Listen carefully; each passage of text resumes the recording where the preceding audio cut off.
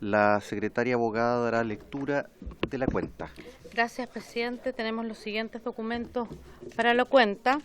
Un proyecto iniciado en moción de las diputadas señoras Muñoz, Ahumada, Concha, Marta, González, Nullá, Oliveri y Rafael, y de los diputados señores Rivas, Schubert y Trisotti, que modifica la Ley 20.370 General de Educación para incorporar como objetivo de la enseñanza básica y media el conocer y aplicar los principios de responsabilidad e integridad en la vida ciudadana. Boletín 16.244-04. Carta al diputado señor Andrés Joanet, mediante el cual solicita se invite a una próxima sesión al ministro de Educación, señor Nicolás Cataldo, con el objeto de que se refiera a la situación de las escuelas quemadas o destruidas durante los últimos años por grupos terroristas en la macrozona sur y que informe sobre las medidas que se ha tomado o se están tomando para la reconstrucción de dichas escuelas. Informe la Segunda Contraloría Regional Metropolitana de Santiago sobre auditoría a los recursos de subvención escolar preferencial, Fondo de Apoyo a la Educación Pública y Pro Retención transferidos al Servicio Local de Barrancas por el periodo comprendido entre el 1 de enero y el 31 de diciembre de 2019. Correo electrónico del señor Oscar Chicardini, por el cual señala que las comunidades educativas de Atacama se declaran en alerta frente al descalabro administrativo de los SLEP de Atacama, luego de los resultados de una auditoría realizada por el Ministerio. Recién, presidente, llegó, por eso que no le alcancé a resumir, porque recién llegó una petición del Ministerio, la voy a leer porque no le alcancé, como le digo, ni siquiera a leerla. Dice, conforme al procedimiento informado por la secretaria de la comisión, la secretaria ejecutiva, conmigo no han hablado, te agradeceré cursar petición de acuerdo de la comisión para permitir la conexión de 2 jefaturas del Ministerio de Educación a la sesión ordinaria de la Comisión de Educación de la Cámara. Lo anterior se justificaría por tratarse de un ámbito de competencia de esta subsecretaría, respecto al cual se recibe en audiencia a la directora del Centro de Investigación para la Educación Inclusiva, señora Verónica López, y a la presidenta de la Fundación Deportiva. Asimismo, al final de esta sesión está contemplada la votación general, de 2 proyectos de ley, actuación que se llevaría a cabo sin invitar previamente al Consejo Nacional de Educación, gestión valiosa que esta Secretaría de Estado considera importante sugerir, que se está votando un proyecto sin haberse invitado, pero nadie, este proyecto creo que esta sería la 4ª sesión que está en tabla y nadie ha pedido invitados. De esta forma, por encargo de la Subsecretaría de Educación, pido acuerdo remitir link de conexión a jefa de la División de Educación General, Andrea Osorio, y jefa de la Unidad de Currículum y Educación, Viviana Castillo. Quedaremos atentos a la decisión de esta comisión. Yo, presidente, reitero que, así lo he dicho, que el reglamento señala que el link de conexión es solo para los invitados particulares y para los diputados que estén enfermos. Para jefas de unidad de los ministerios no está permitido.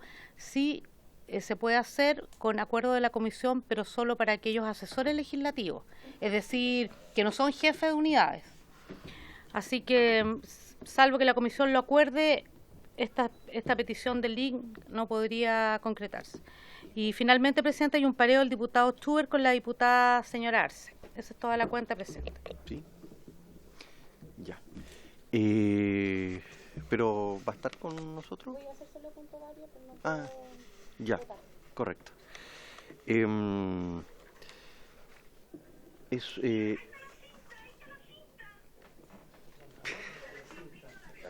que ver lo de la petición. Presidente, no sé si usted va a pronunciarse respecto de lo que estaba pidiendo el Ministerio de Educación. Eso precisamente. Que era, solicita... por unanimidad de la comisión se puede, pero ya. Me parece a mí que no corresponde. Ya. Pero eso es la decisión que usted tiene que tomar. Ya. De todo, ¿sí? Que no lo tengo anotado porque recién me lo mandaron a... ¿Eso sería para ahora o para en general? Ahora, ya. ahora. Hay la petición de las jefas de la División de Educación General y de Unidad de Currículum y Evaluación, que están solicitando poder unirse a través de un link telemático a esta sesión. Para eso me dice la secretaria que se necesita el acuerdo, la unanimidad de la comisión, si no, no se podría. Sería por la razón de por el proyecto de ley? De ellos la razón que aducen es No porque no pueden, sino que No, ¿para la- qué vienen ellos? porque vienen por el proyecto de ley de Aulas las hospitalarias. aulas hospitalarias. Sí, Ahora, la razón por la que efectivamente, no vienen no la dice. Diputado Bobadilla. Presidente, yo soy partidario que no innovemos. Estamos, yo diría, en la primera semana en que ha entrado a regir lo que establece el reglamento, en el sentido de exceptuar solo a las autoridades, solo a los invitados particulares que se pudieran conectar. Y esto tiene una justificación bien clara. A veces hay invitados de regiones que no pueden viajar y por eso se dejó ya en el reglamento ya esta excepción. Por lo tanto, yo sugiero que apliquemos estrictamente lo que está establecido en el reglamento y aquí las autoridades deben asistir y no está permitido que se conecten a través del sistema telemático. Correcto. Entonces, no habiendo, secretaria, unanimidad, no se podría. Bueno, antes de ofrecer la palabra sobre la cuenta, queremos, bueno, me imagino que todos en la comisión queremos dar la bienvenida a nuestro colega, el diputado Héctor Barría, que estuvo muy delicado de salud, todos lo sabemos, y está reincorporándose, afortunadamente. Así que le damos la más cordial de las bienvenidas, diputado. Se ofrece la palabra sobre la cuenta. Sobre la cuenta. ¿No? Ya. Se ofrece la palabra sobre puntos varios. Diputada Arce, diputado Bobadilla. Puntos varios, ¿sí? Diputado Lave, diputada Arce, después el diputado... No, primero diputada Arce, Bobadilla y después usted, diputado Lave. Abecedario. Gracias, presidente. Bueno, el día de ayer nosotros como equipo nos pudimos reunir con la Fundación Para y por la Gente, que se dedica a acompañar a trabajadores que no han podido, por distintas razones, en su mayoría vulnerabilidad social y también la inmigración, para poder culminar sus estudios escolares, ya sea enseñanza básica o media.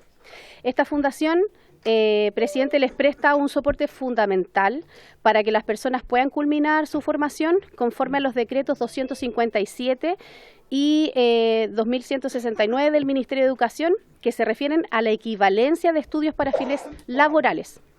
Lamentablemente, esta fundación se ha dado cuenta de las diversas y muchas problemáticas que se enfrentan los trabajadores al momento de someterse voluntariamente a estos procesos, como los que voy a nombrar ahora. Por ejemplo, problemas en la plataforma online al momento de inscribirse, ya que se satura y no registra las inscripciones. Inclusive permite que múltiples inscripciones de un mismo estudiante.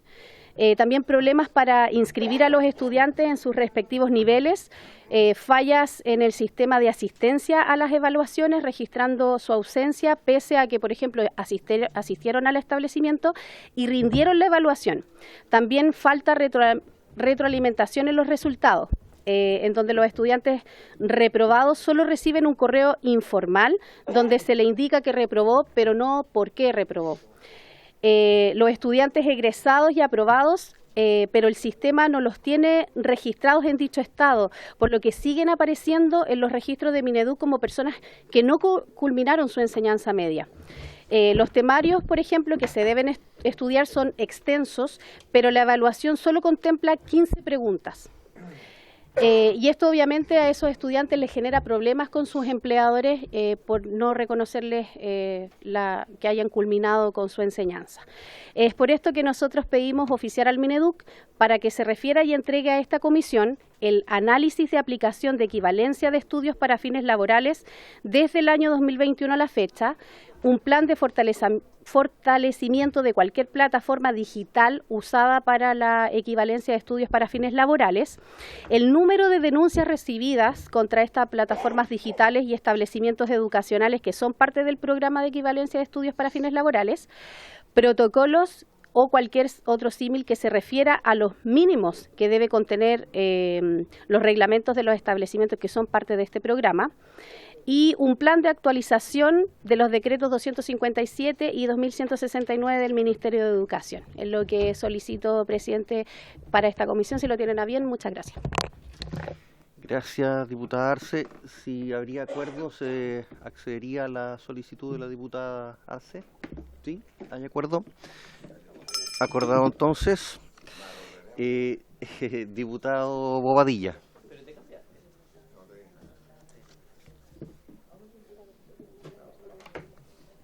Presidente, por su intermedio, yo lo primero quisiera reconocer y destacar el trabajo de la Secretaría, por la oportunidad en que se nos entrega la información siempre, ¿ya? Y en ese sentido, presidente, yo la comisión pasada, a raíz de que en todas las sesiones de esta comisión hay una cantidad no menor de solicitudes de oficio. Y yo diría que por lo menos las comisiones que yo participo, que son 4, yo diría que esta es la comisión que más oficios despacha. Y yo diría que también esta es la comisión que menos respuesta tiene. Acá tengo el listado de la cantidad de oficios que se han despachado desde marzo a la fecha. Sobre 150 oficios. Y el total, prácticamente el 90% son oficios que dicen relación con el Ministerio de Educación. Y no se ha tenido respuesta desde marzo a la fecha. Entonces, la reflexión que hago es la siguiente. ¿Vamos a seguir enviando oficios todas las semanas sin tener respuesta? Creo que no es el camino. Yo creo que aquí la cuestión reglamentaria y de las facultades fiscalizadoras que tenemos, entre otras cosas, es pedir información a los ministerios. Y yo le solicitaría, presidente, que hagamos una presentación como comisión a la Contraloría, aportándole todos estos antecedentes que dicen relación con oficios no contestados, como digo, en un 90% del Ministerio de Educación y el otro 10% de distintos ministerios del Ejecutivo. Por lo tanto, le solicito que despachemos una presentación a la Contraloría con esto, porque creo que hay que ponerle atajo. No podemos generar expectativas diciéndole a los ciudadanos, a las organizaciones que nos piden que oficiemos, y el Ministerio mira, para el lado y no nos dan respuesta. Por lo tanto, le solicito formalmente que oficiemos a la Contraloría respecto de esta situación. Gracias, diputado Bobadilla. Consulta. Nosotros, secretaria, habíamos quedado en tener uno de los proyectos de ley, me parece, hacer una planilla de todo lo que se había... Con los oficios que están despachados y sin respuesta. Ah, ya. Que imprimí poquitos porque como es el que tiene...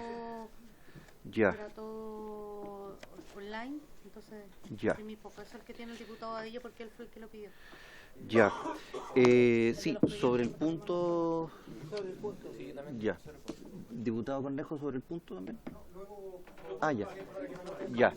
Ya, sobre el punto, antes de someter a la unanimidad o al acuerdo la solicitud del diputado Bobadilla. Me había levantado la mano la diputada y después usted, diputada. Muchas gracias, señor presidente.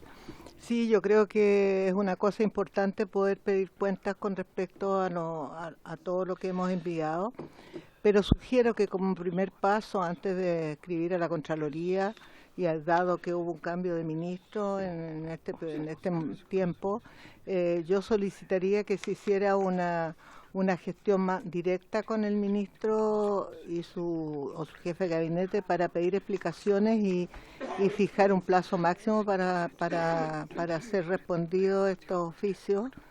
Y en caso de que eso no funcione, bueno, yo podría estar de acuerdo en enviarlo a la Contraloría. Eso es, señor presidente. Diputada Schneider. Sí, gracias, presidente. No, sumándome, por supuesto, a saludar el buen trabajo de la Secretaría, presidente. Creo que para hacer el requerimiento a Contraloría, que no quiero poner una posición ni mucho menos, pero creo que tenemos que distinguir, porque esta comisión despacha muchos oficios, pero no todos los oficios son al Ministerio de Educación.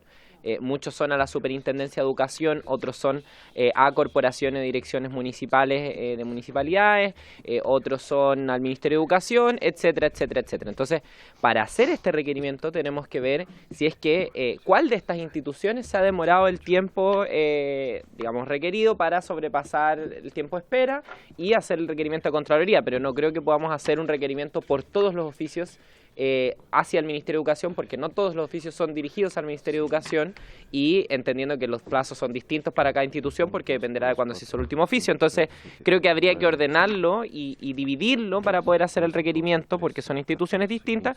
Y también quería sumarme a lo que decía la diputada Molina.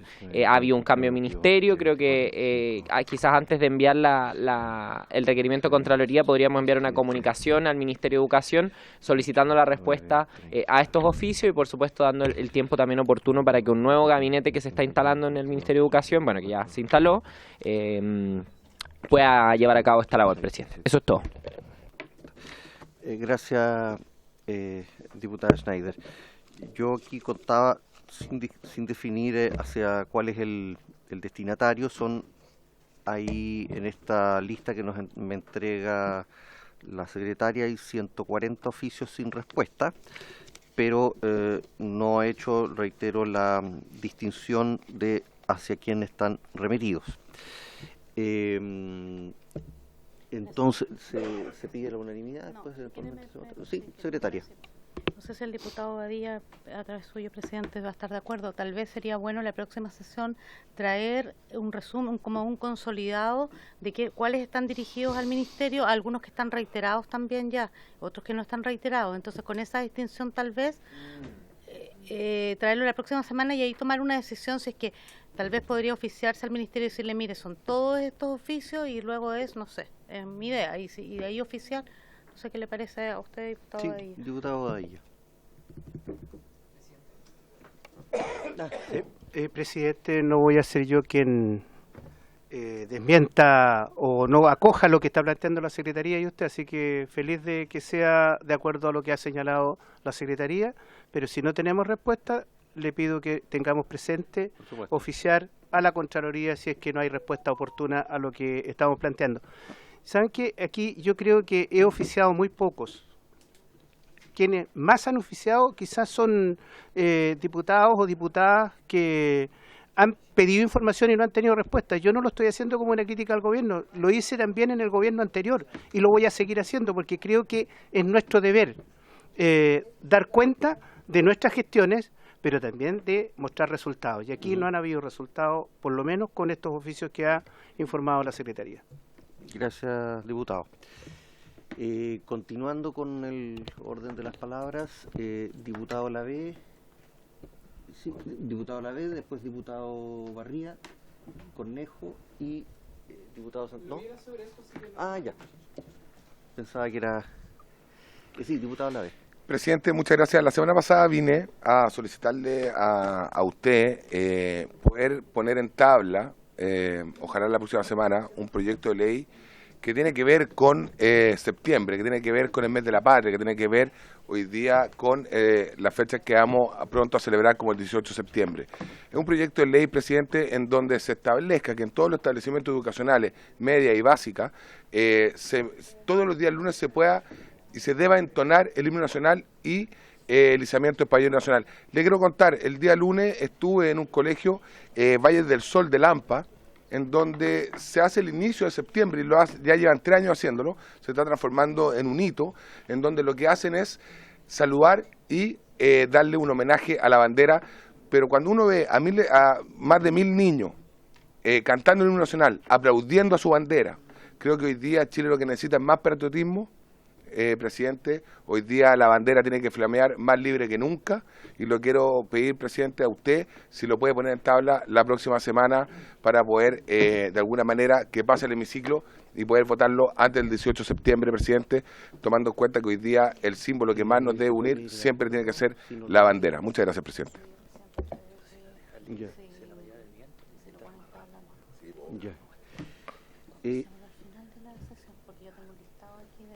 Ya. Ya. Sí. ¿Se pueden fácil despacho? Sí. Sí. Sí, diputada Arce, sobre el punto. Gracias, presidente. Considero, presidente, que la cantidad de audiencias pendientes por temas relevantes en temario de educación y porque hay otros proyectos igual de importantes en materia de educación, es que yo al menos no estaría de acuerdo con que este tipo de proyectos, con mucho respeto a mi compañero por su intermedio. ¿Puedo hablar? Ya, gracias. Considero que no es un tema importante hoy día, menos en materia de Comisión de Educación. O sea, tenemos una crisis bastante más importante que este tipo de proyectos. Hay docentes y trabajadores de la educación a los que no se les está pagando ni siquiera su sueldo íntegro. Tenemos violencia instalada dentro de los establecimientos, también hacia los trabajadores. Tenemos una crisis tan grande que la verdad es que yo insisto, tenemos proyectos más importantes y tenemos muchas audiencias pendientes que están de hace muchas semanas, inclusive que nosotros hemos salido a pedir. Por lo tanto, yo en particular no estaría de acuerdo que un proyecto así fuera puesto en tabla con esa urgencia y para ahora de esta semana, con todo el trabajo que tenemos todavía por delante. Eso es, presidente, gracias. Gracias, diputada. ¿Sí? Sí, sobre el punto, diputada Molina. Bueno, en mi época sí cantábamos la canción nacional y no sé si usaban la bandera, eso no me acuerdo, pero sí cantábamos la canción nacional todos formados en el patio. La verdad es que ha crecido tanto el volumen de estudiantes en general en los colegios, desde que yo estaba en el colegio hasta ahora, que no sé cuán factible será eso de hacerlo con todos los estudiantes, pero no me parece una idea mala. Lo que sí creo que el patriotismo, la bandera aporta, el canto de la canción nacional también, pero creo que tan importante como eso es que volvamos a incorporar todas las clases de educación cívica en los colegios, porque no cabe ninguna duda que el respeto al país lleva también el entender cómo se organiza, cuáles son nuestros deberes ciudadanos, cuáles son los derechos humanos de las personas, y creo que una sola cosa a mí no me parece que vaya a tener un efecto tan potente, pero creo que podríamos hacer un mix. Gracias. Sí, diputado Lavé. Presidente, muchas gracias primero por acoger la iniciativa. Decir a la parlamentaria que me antecedió que no puedo estar más de acuerdo con ella, que yo creo que hoy día la educación cívica en nuestros niños hace falta. No solo hoy día tiene que ser una educación cívica, sino ideologías políticas, tiene que ver con cómo funciona el sistema. Por eso, entonces yo feliz, encantado de poder hacer una fusión, pero a lo mejor este proyecto de ley que yo vengo a pedirle a usted, presidente, que lo ponga en tabla, tiene que a lo mejor el primer puntapié inicial para empezar a generar, porque yo entiendo que hay problemas en la educación chilena tremendamente importantes y que a lo mejor pueden ser más importantes que esto para algunos, lo puedo entender, pero creo que hoy día un proyecto como este sienta las bases para poder seguir haciendo educación cívica a todos nuestros niños, presidente. Muchas gracias. O sea, gracias, diputado Lavé, lo vamos a analizar, a considerar. ¿Perdón? Ah, ya. Diputado Barría. Muchas gracias, presidente. Bueno, muchas gracias también por el recibimiento. Feliz de volver a incorporarme a esta comisión de educación donde hay tantas cosas las cuales podemos realizar.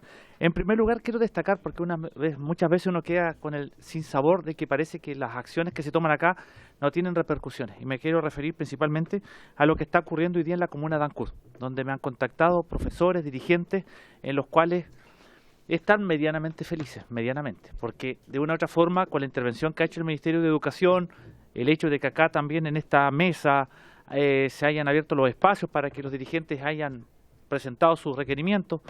También acompañamos a nuestra diputada acá presente a la moneda en esa bancada transversal. Bueno, todos esos elementos han servido y hoy día se están pagando los sueldos. No todos, pero hay un mayor tiraje a las chimeneas. En ese sentido destacar, reitero, estos espacios en los cuales, reitero, muchas veces pareciera que se escucha, pero que no tienen impacto. Aquí hay un impacto claro. Por eso también me sumo a lo que señaló el diputado Bobadilla, que es importante que exista, ¿verdad?, ese feedback de que lo que se pide se responda para que de esa manera podamos llevar respuestas a la comunidad. Eso primero que todo, ¿verdad? No es un punto vario, pero vengo con entusiasmo después de casi 2 meses fuera. Solicito a través suyo, presidente de esta comisión, que se pueda oficiar al Ministerio de Educación. Necesitamos colocar mayor énfasis por la situación que afecta al Liceo Carmela Carvajal de Osorno. Un liceo que quedó inconcluso, una reconstrucción que sabemos por los temas de la pandemia, el aumento de costos, la empresa deja la obra, trabajadores que hicieron esfuerzos de parte del gobierno regional, el municipio de Osorno para que se le paguen los sueldos. Esa obra va a tomar 2 años para que finalice y por mientras los estudiantes del liceo, los profesores, los trabajadores están en otro liceo, en el liceo Eleuterio Ramírez. Pero la convivencia no ha sido la óptima. Estudiantes que tienen clases en la mañana, otros en la tarde, se ha interrumpido la jornada completa, o sea, ha sido una situación bastante compleja.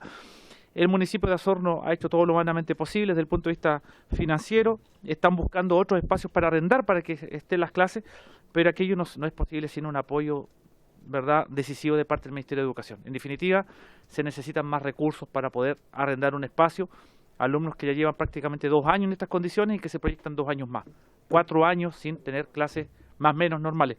Por lo tanto, reitero el oficio al Ministerio de Educación que priorice esta situación, que colabore con el municipio de Osorno y la comunidad educativa del Liceo Carmela Carvajal para que cuenten con un espacio digno cuanto antes mientras se construye el liceo definitivo. Eso en primer término, presidente. En segundo término, oficiar por supuesto también al Ministerio de Educación, también a los DAEM y a las corporaciones educacionales de nuestro país. Yo sé que puede ser un correo electrónico, no hay problema, la idea no es burocratizar, pero por la situación que afecta al transporte escolar.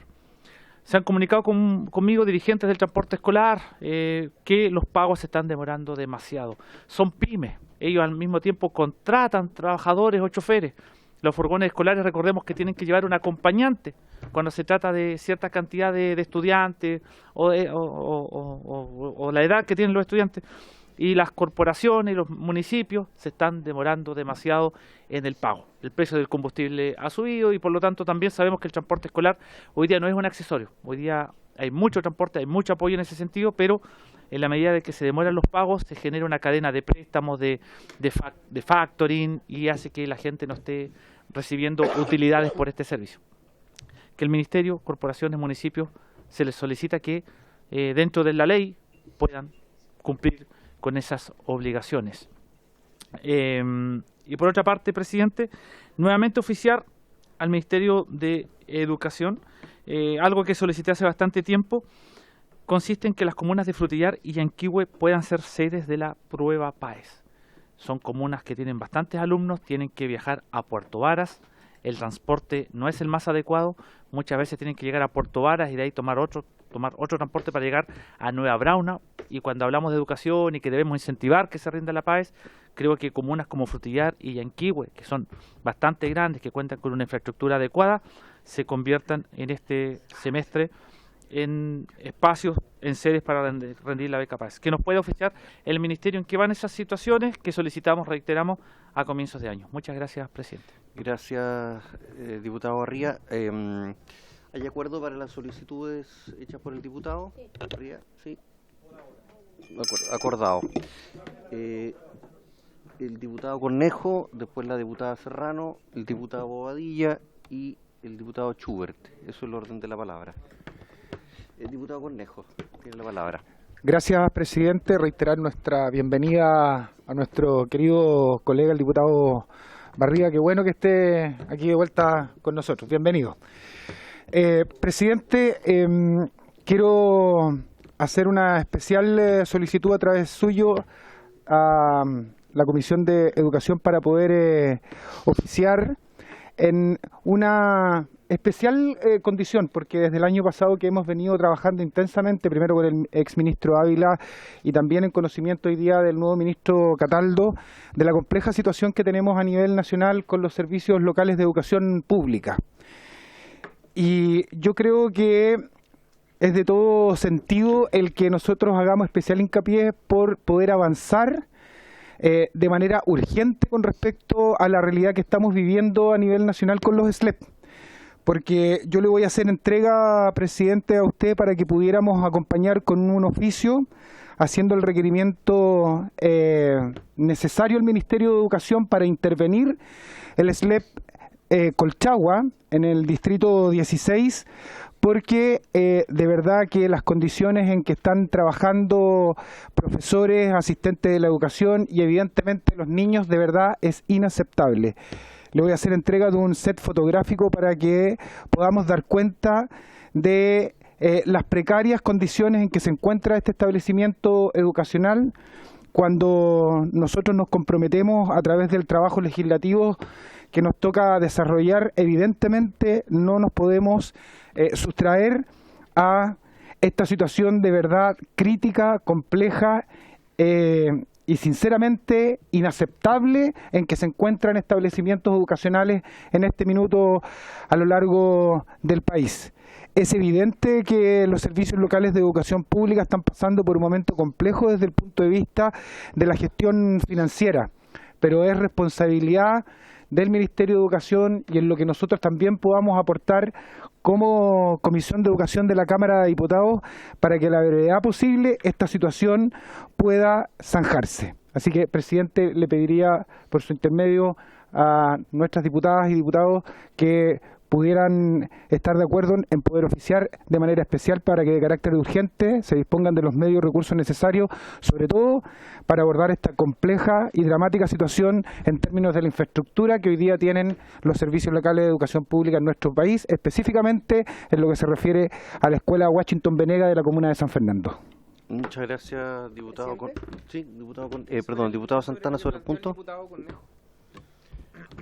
Mire, y a propósito de la solicitud que hizo el diputado la ve también de un proyecto de ley, a mí me da la impresión, y quiero tomar la línea argumentativa de la diputada Arce, que hay una serie de problemas en educación escolar hoy día en el país que están principalmente radicados, o al menos lo que uno más escucha en esta comisión, particularmente en aquellas comunas o territorios en donde se produjo el traspaso a servicios locales de educación. Entonces yo quería sugerirle dos cosas porque me parece que este es un tema bien relevante para la educación pública y que no se le ha tomado el peso que tiene. Lo primero es que la comisión, en mi opinión, debiese enviar una nota al Senado porque hay un proyecto ingresado por el Ejecutivo cuyo objetivo es modificar la ley que rige la nueva educación pública y por tanto los servicios locales de educación.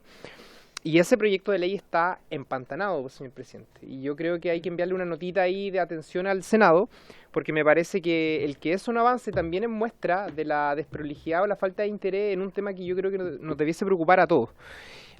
Y lo segundo es que, dado que todas las semanas prácticamente tenemos acá requerimientos, oficios dirigidos a los distintos servicios locales de educación, quizás sea oportuno convocar a esta comisión al director del Departamento de Educación Pública, don Jaime Beas, para que pueda a lo mejor contarnos o hacernos un examen acerca del estado de los servicios locales de educación que están, por supuesto, bajo la administración de ese departamento y podamos hacerle todas las consultas que corresponden.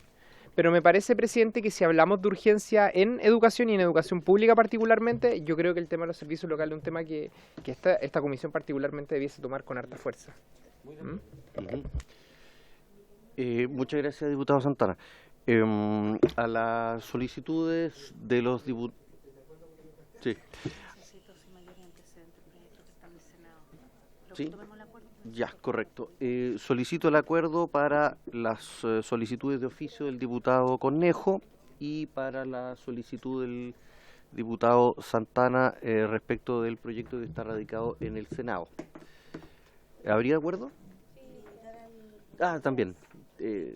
Sí, también. La invitación al director encargado de la implementación de los servicios locales de educación. ¿Acordado? Sí. Acordado. Y diputada Serrano. Muchas gracias, presidente. Si lo tiene a ver bien, yo también quisiera hacer algunas propuestas porque creo que es reiterado que todas las veces que hablamos de los varios hay distintos conflictos educativos. Así bien lo expresó el diputado Santana cuando ya nos convoca a que podamos tratar el tema de la implementación de los servicios locales y también mandar esto al Senado. Y creo que desde ahí se pueden desprender algunas iniciativas que creo que serían importantes si usted las considera bien. La primera es que se nos pueda presentar algún tipo de planificación a la comisión, porque creo que estamos abordando muchas temáticas por goteo, pero no le estamos dando solución a ninguna o muy escasamente y no las podemos conducir. Entonces, y en ese sentido, también tomando lo que dice la diputada Arce, que creo que sería necesario también ordenar quizás por temáticas algunas sesiones especiales, sobre todo para escuchar a los gremios de educación, porque creo que también sería, sí, si viene atribución suya, yo se lo solicito para que usted pueda quizás presentar en una próxima comisión de educación alguna planificación para que nosotros y nosotras nos preparemos, porque creo que tenemos atochadas muchas audiencias y eso también nos permite descomprimir y que acá también poder encauzar de muy buena manera todas las inquietudes que sobre todo se están teniendo sobre los servicios locales, sobre también el sistema de admisión, que creo que también es un tema que es relevante, y también previa a una tramitación de ley de presupuesto, donde todos y todas vamos a empezar, o algunos ya empezaron a recibir algunas audiencias por separado, y creo que sería quizás relevante tomar una planificación para que nosotros y nosotras también nos podamos ordenar en términos de las prioridades que se vayan a definir en materia educativa. Solo lo doy como una idea, presidente, porque creo que también es importante poder contribuir poco al orden de la comisión. Perfecto, gracias. Diputada Serrano, muchas gracias. Diputado Bobadilla. Sí, presidente, para hacerle una solicitud en virtud de las atribuciones que usted tiene como presidente. La verdad es que el tema que voy a plantear no es un tema nuevo, es un tema reiterativo. Y yo creo que en el trabajo territorial que desarrollamos los diputados, a todos se nos ha solicitado que hagamos gestiones para que el Ministerio de Educación se ponga al día respecto a algunos beneficios que, teniendo derechos, ¿ya?, los trabajadores de la educación, y particularmente me refiero a los asistentes de la educación, pasan los años y estos beneficios no son entregados. Y quiero decir lo siguiente, esto no solo ocurre en este gobierno, en el anterior también ocurrió. ¿Y con qué nos encontramos? Con que los dirigentes nos plantean de que aquí existe inoperancia, desprolijidad por parte del Ministerio para cumplir con los derechos que le asisten, en este caso a los asistentes de la educación, como por ejemplo el incentivo al retiro o los bonos por desempeño laboral. Este no es un tema nuevo, es un tema, como digo, que viene de los gobiernos anteriores y que lamentablemente el atraso es más que prudente. Y reitero, se acusa al Ministerio de desprolijidad y de inoperancia. Y yo creo que efectivamente hay algo de eso. Por eso, presidente, yo le solicito formalmente que usted invite al ministro de Educación y también invite a la directiva de Confusem, donde el presidente es don Miguel Ángel Araneda, de los asistentes de la educación, para que conozcamos de parte del ministro directamente cuál es el cronograma que el ministerio está considerando para ponerse al día con estos beneficios que, como digo, tienen atraso más, incluso hasta 3 años. Por lo tanto, le solicito, presidente, que dentro de sus atribuciones usted convoque al ministro y al presidente y su directiva de Confusem para tratar este tema y que conozcan directamente desde el ministro cómo se va a poner al día y en cuánto tiempo se van a poner al día con estos beneficios. Gracias, diputado Bobadilla. Sí, ¿sobre el punto? Sobre el punto, diputada Plasencia.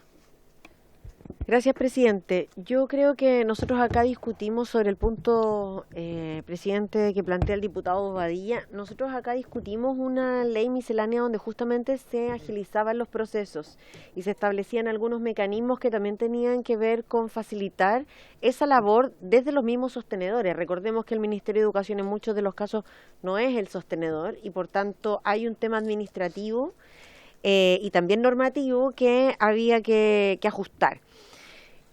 En ese sentido, recordar simplemente que se están pagando incentivos al retiro desde el año 2017, a lo menos. Es decir, estamos hablando de 7 años, no 3 años.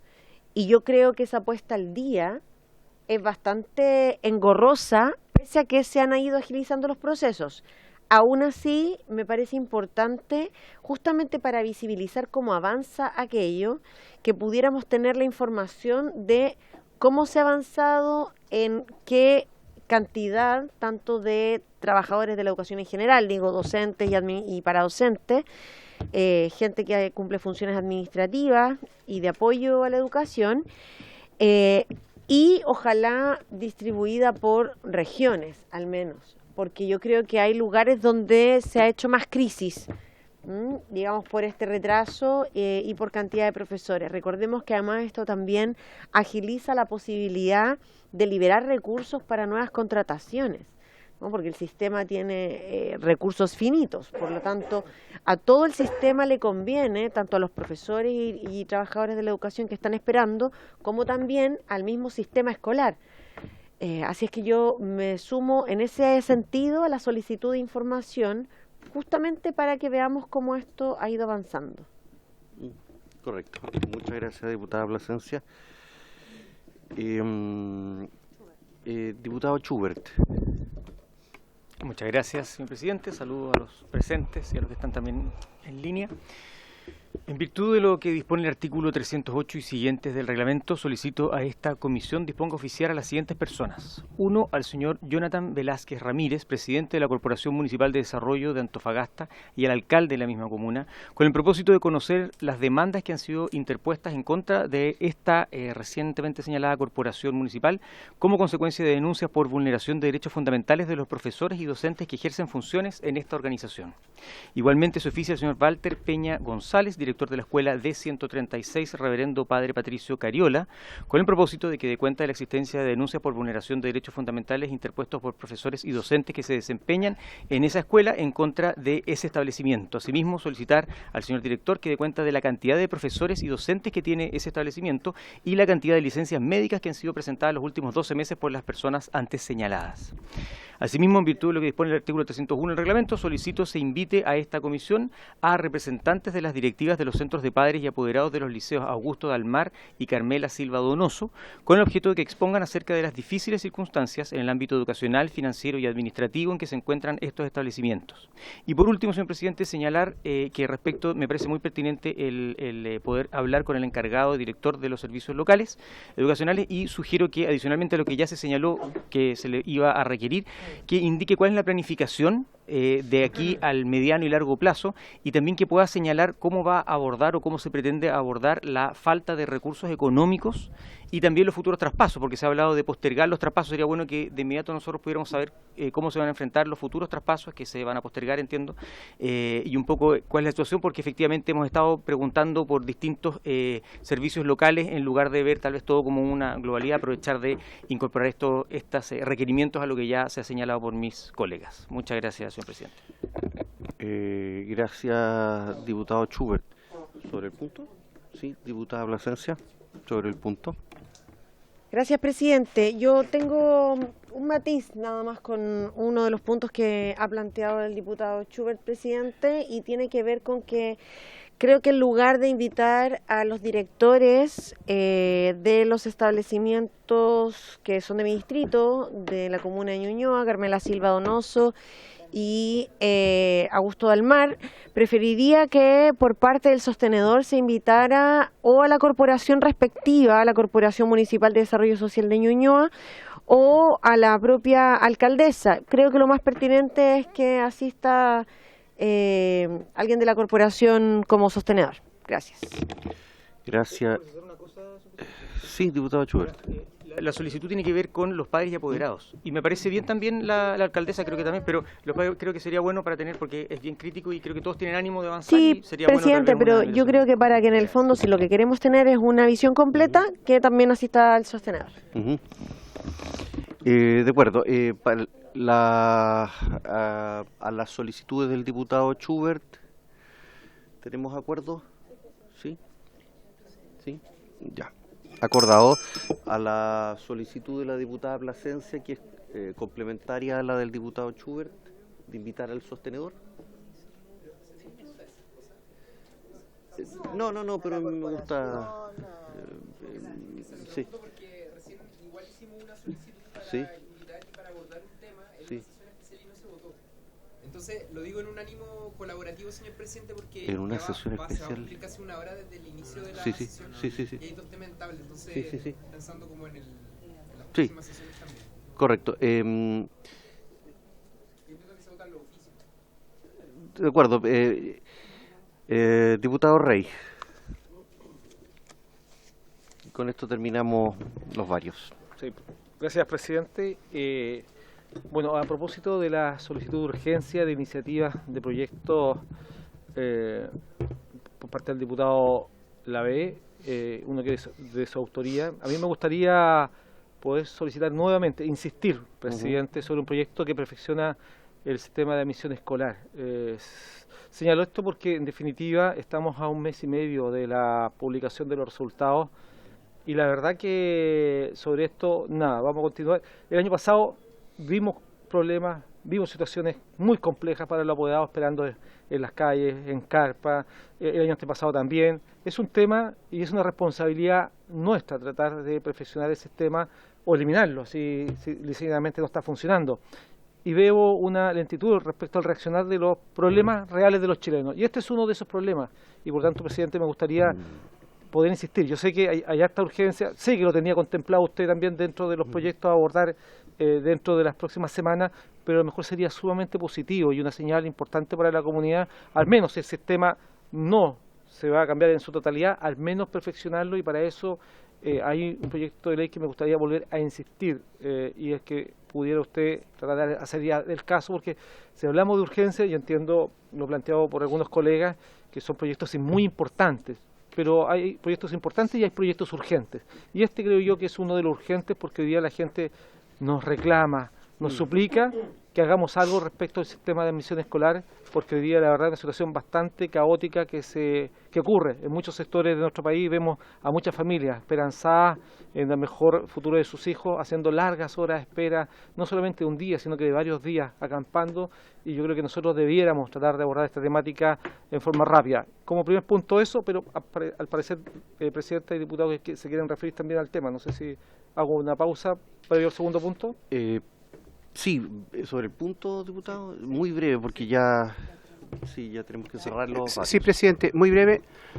Acogiendo total y absolutamente lo que plantea el diputado Rey, yo le sugeriría, presidente, que pongamos en tabla un proyecto que tiene ya más de 2 años, que dice relación con la famosa tómbola. Y la propuesta, yo diría que es una propuesta que viene a dar respuesta a los requerimientos que muchos apoderados han hecho a lo largo del país. Por lo tanto, le sugiero, presidente, que vea los proyectos que están pendientes de discusión y lo pongamos en tabla y lo discutamos y nos podamos pronunciar al respecto. Sí. Diputada Schneider, sí. De acuerdo. Estábamos conversando con la diputada Plasencia, creo que hablo en nombre de las dos. Sí. Que, bueno, primero, entendemos los problemas que existen respecto al sistema de admisión escolar, pero creo que, primero, esta comisión tiene muchísimas prioridades que abordar, y segundo, estos proyectos de ley no necesariamente se van a hacer cargo de un problema que es mucho mayor. O sea, acá estamos hablando de un problema que tiene que ver con la disponibilidad de matrícula, la concentración de escuelas que hay en algunas zonas versus otras, la falta, que algo que hemos dicho también, incluso lo dijo el ministro anterior, la falta de digitalización, de acompañamiento a las escuelas para hacer todo el proceso del SAI, que no se generen filas, sino que efectivamente sea un proceso expedito. Yo creo, personalmente, que hacer abrir este debate de tijeretear una ley que ya está presentada. Cuando le hemos solicitado al Ministerio de Educación, incluso cuando estuvo el ministro la vez pasada, solicitamos tener una audiencia con el propio ministro para hablar de este tema. Creo que no es momento de empezar a discutir un proyecto de ley de cero, porque tenemos un trabajo que hacer con el Ministerio de Educación, porque lógicamente un proyecto que venga de los diputados y diputadas con todas las limitaciones que tiene por la Constitución, porque no podemos disponer de recursos, de funciones e instituciones públicas, probablemente va a ser un tijereteo a la ley que sea que corra algunas palabras, pero que no cambie nada efectivamente en términos de gestión. Además, presidente, porque yo estoy señalando que en realidad creo que no sería oportuno empezar a discutir un proyecto como el que señalaba el diputado Rey, por su intermedio, quería señalar algo que también hemos dicho en reiteradas ocasiones, a propósito de lo que decía el diputado Badilla. El sistema SAE, yo reconozco que tiene muchos problemas, no soy un interesado en una defensa corporativa, pero ocupemos los conceptos apropiados. O sea, no es una tómbola, es un algoritmo, podrá tener muchos reparos, pero no es una tómbola, y no demos la señal equívoca a la ciudadanía, porque realmente genera mucha confusión. Entonces yo creo, presidente, que deberíamos sobre este tema retomar la postura que ya habíamos tomado. Ya le habíamos dicho al ministro que tuviéramos una sesión para conversar de esto, pero creo que ponernos a innovar solamente porque no tenemos un proyecto en este momento y porque sabemos un problema que afecta a la ciudadanía, no necesariamente va a ser bueno el producto que tengamos de eso. Entonces, al menos yo me atendría a ese primer plan, ver lo que podemos colaborar con el Ejecutivo, que es quien tiene las potestades para en serio hacerse cargo de este problema, y tampoco reducir esto al SAE, si acá tenemos un problema de matrícula que es más grande. Eso. Muchas gracias, diputada Schneider. ¿Puedo continuar? Gracias, presidente. Bueno, concluyo, solamente una pequeña opinión respecto de lo que acaba de señalar la diputada Schneider, porque se nota que él no conoce el proyecto, primero que todo. Y creo que anticiparse al proyecto sin conocerlo me parece preocupante. No sabía que era vidente. Le podríamos pedir entonces que nos diga si el gobierno va a cambiar el rumbo o no, para que el país lo sepa, y no perder la esperanza de mejora en el futuro de Chile. Bueno, como segundo tema, quisiera poder también manifestar la urgencia de una iniciativa y un proyecto que tiene que ver con la inclusión, y una inclusión que hace falta en nuestro país y que debería ser también prioridad para esta comisión. No me refiero al cambio de una palabra, que en definitiva no causa inclusión de verdad, sino que una inclusión efectiva de miles y miles de chilenos que hoy día están postergados en el sistema educativo, en el mundo social, en el desenvolvimiento en su entorno, en todo lo que tiene que ver con las relaciones con pares interpersonales, incluso a veces hasta familiares. Y me refiero al proyecto de lenguaje de señas que presenté ya hace varios años acá, que no es una responsabilidad de usted, porque usted ya muy poco como presidente, obviamente que es una prioridad que lamentablemente el gobierno anterior, mi gobierno no priorizó, también parlamentarios que fueron presidentes como usted tampoco priorizaron, pero creo que cuando hablamos de inclusión, y nos llenamos la boca a veces hablando de inclusión, creo que este es un tema que deberíamos darle urgencia. Así que, presidente, también sabiendo y entendiendo que una de las cosas que usted se había comprometido a colocar en tabla próximamente, me gustaría al menos poder saber cuándo esto podría ser, porque creo que es un tema que nos debiera preocupar y ocuparnos en esta comisión. Gracias. Gracias, diputado Rey. Los dos proyectos que usted acaba de mencionar están en consideración. Están en consideración. Ya. Perfecto. Aquí los tenemos considerados para colocarlos en tabla. Pasamos a la orden del día. Esta sesión tiene por objeto, en primer lugar, recibir al presidente del Consejo de Rectores de institutos profesionales y centros de formación técnica acreditados en Vertebral, señor Carlos Díaz Vergara, para que se refiera a la valoración e importancia de la educación técnica. Asisten telemáticamente el señor Carlos Díaz, junto a la vicepresidenta de Vertebral y rectora, Culinari, señora Trinidad Riesco, y la directora académica de Vertebral, señora Siujin Andreani. Bienvenidas todas. Le doy la palabra a don Carlos y luego a la señora Trinidad y a doña Siujin con posterioridad. Gracias, presidente. No sé si se me escucha bien. Sí, se escucha muy bien. Primero, bueno, agradecerle a nombre del Consejo Rectores y PSFT esta oportunidad de poder conversar con ustedes. Trajimos una presentación breve, presidente, en aras del tiempo, digamos. Vamos a tratar de ser más rápido todavía y agradecerle a todos los miembros integrantes de esta comisión, a todas y todos. Entonces, básicamente el objetivo, como usted bien planteó, presidente, es mostrar en una presentación breve la relevancia de la educación superior técnico profesional en Chile, y comentar la importancia de la formación técnico profesional de calidad a nivel mundial y su impacto en la productividad. Este es un tema que es muy relevante. Cuando nosotros miramos otros países del mundo, vemos que la educación técnico profesional es muy valorada, y en Chile nosotros vemos que es bastante invisibilizada, presidente y miembros de esta comisión. Cuando uno mira, por ejemplo, casos emblemáticos, países emblemáticos como Singapur, como Suiza o como Alemania, digamos, uno se da cuenta el peso que tiene la formación técnico-profesional, cosa que no se logra aquí en Chile, digamos. Incluso hoy, cuando vemos todo lo que está sucediendo en el mundo con la automatización, la digitalización, todos los cambios que estamos viendo de inteligencia artificial generativa, cada día es más importante este tipo de educación. A nosotros no la vemos como una educación competitiva con la universidad, lo vemos más bien como una educación complementaria a la universidad. A nosotros lo que buscamos son estudiantes que tengan una vocación aplicada, que les interese, digamos, aprender teoría, pero a la vez, efectivamente, hacer cosas más prácticas, más concretas en lo que son sus estudios. Solo decirle, presidente y miembro de la comisión, que, por ejemplo, yo el otro día le di una entrevista al gerente general de uno de los bancos más importantes suizos del mundo, y él contaba que 70% de las personas que trabajan en ese banco, incluyéndolo a él, vienen del mundo técnico profesional. Entonces, la verdad que lo que nosotros buscamos es mostrarnos, darnos a conocer. Vamos a hacer una presentación, como dije, breve. Después tenía riesgo de hablar de lo que es Vertebral propiamente tal, nuestra asociación gremial. Yo además soy rector del DUOC. Pero quizás un dato, contarle que nosotros en conjunto, los miembros que comprendemos Vertebral, presidente, más o menos representamos el 96%, 97% de toda la oferta del mundo técnico profesional, y tenemos alrededor de 500.000 estudiantes. Trinidad va a ver más en detalle eso. Y el interés nuestro es poder mantener una relación permanente con esta comisión. Por ejemplo, que se nos invite, y podemos contribuir a la discusión de leyes de educación superior, en la ley de presupuesto de educación superior.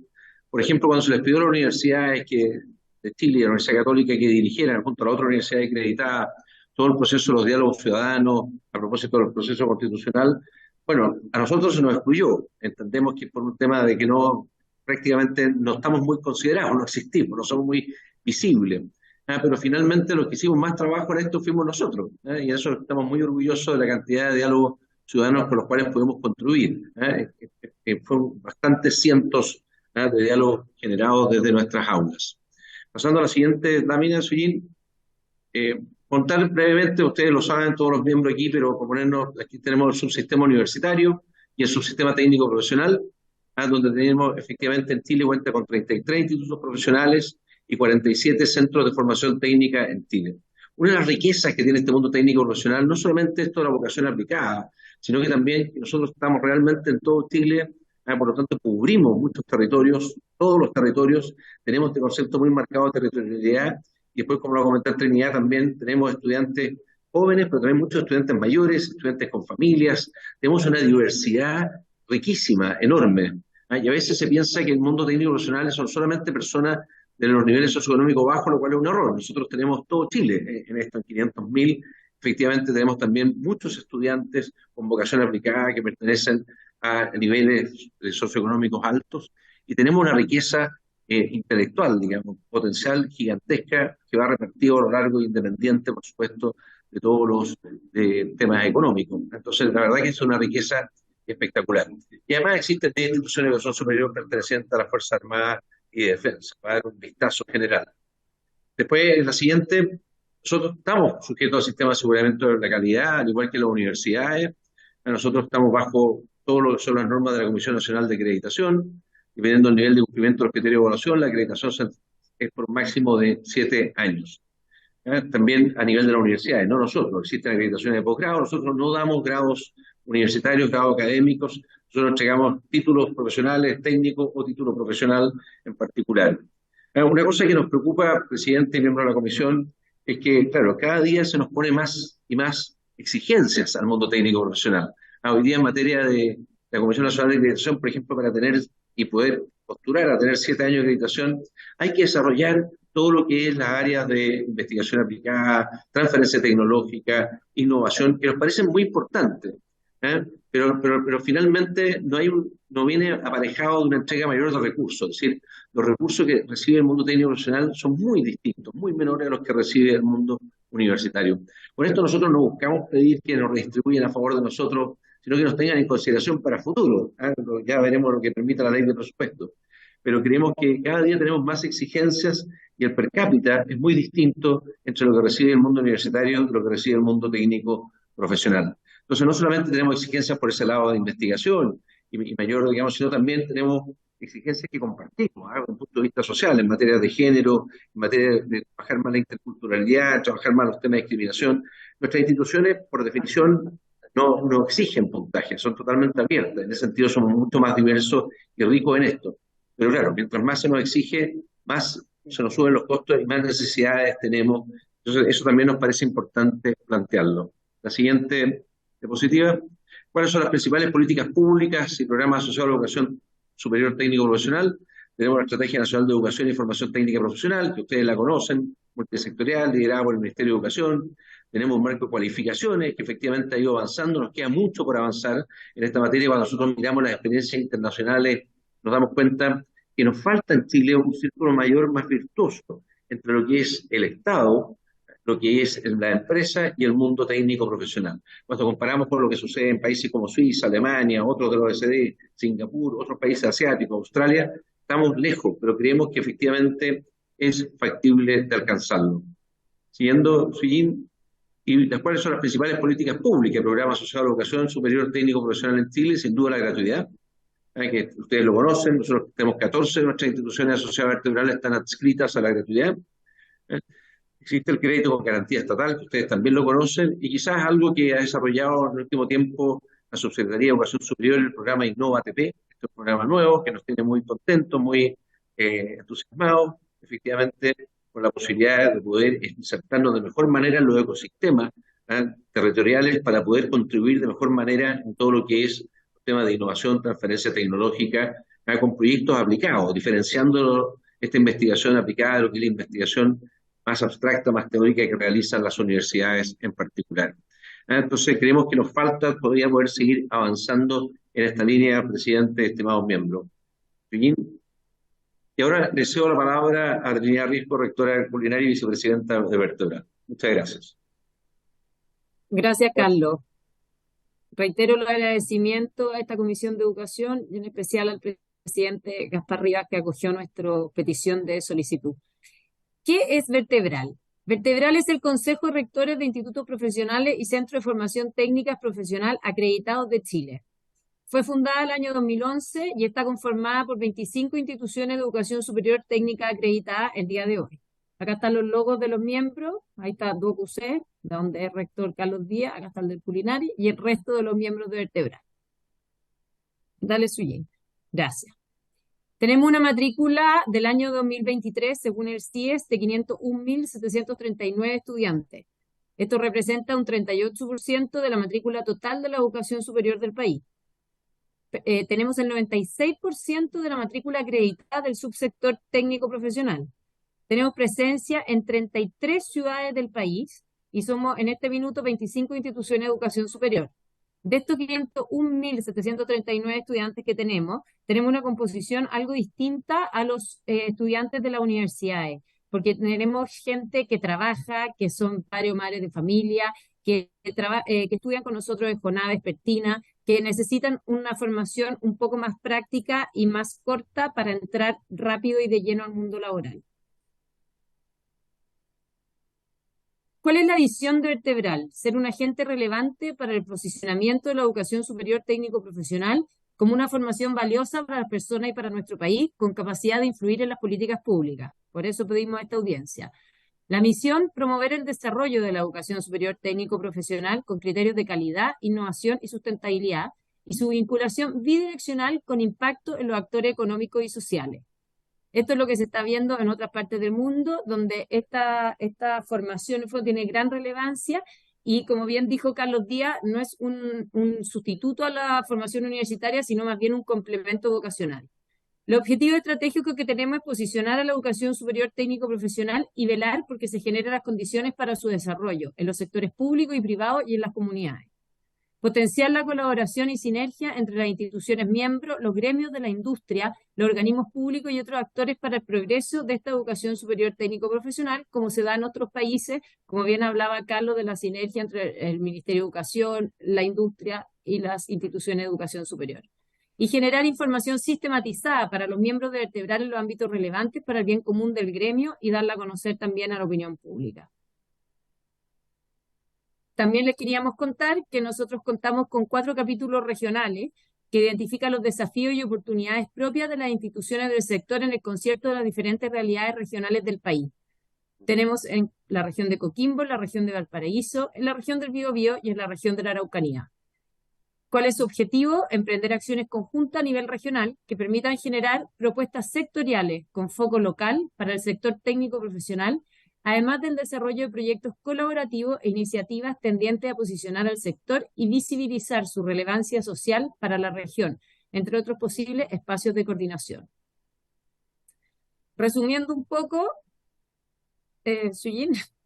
resumiendo un poco esta visita, ya Carlos presentó y dijo la relevancia de la educación superior técnico-profesional en Chile y en el mundo también, importancia de la formación técnica en la calidad a nivel mundial y su impacto en la productividad de las naciones, principales desafíos de lo que Vertebral visualiza y el interés en mantener una relación permanente con esta comisión. Muchas gracias. Voy a bajar la suya para...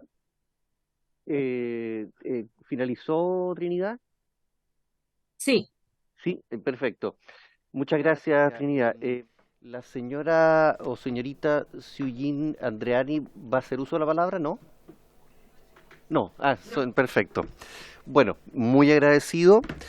¿Hay alguna diputada, diputado que quiera hacer alguna consulta a nuestros invitados? ¿No? Perfecto. Se agradece mucho, muy agradecido por su exposición. Quedamos, por supuesto, en contacto como comisión para poder seguir analizando este tema. Muy agradecido, Carlos, muy agradecido, Trinidad. Muchas gracias. Muchas gracias, presidente, gracias a todos los miembros de la comisión. Muchas gracias, hasta luego, gracias. Pasamos al segundo punto de la tabla, que es continuar el estudio del proyecto de ley que modifica la Ley General de Educación para reconocer la pedagogía impartida en escuelas y aulas hospitalarias como modalidad educativa correspondiente al boletín 15.008-04. Asisten la directora del Centro de Investigación para la Educación Inclusiva, Programa de Apoyo a la Convivencia Escolar, PACES, señora Verónica López Leiva, ¿sí? Junto al señor José Saúl Bravo, profesional del área Incidencia en Políticas Públicas del mismo centro. ¿Está? Ahí viene. Perfecto. Y también la presidenta de la Fundación Deportistas por un Sueño, FEDEPUS, señora Sandra Corrales Román. Ya viene. Junto al señor Cristian Miranda Guzmán. Señora Verónica, don José, bienvenidos. Asiento, por favor. ¿Ahí está desocupado? No. Tiene la palabra señora Verónica.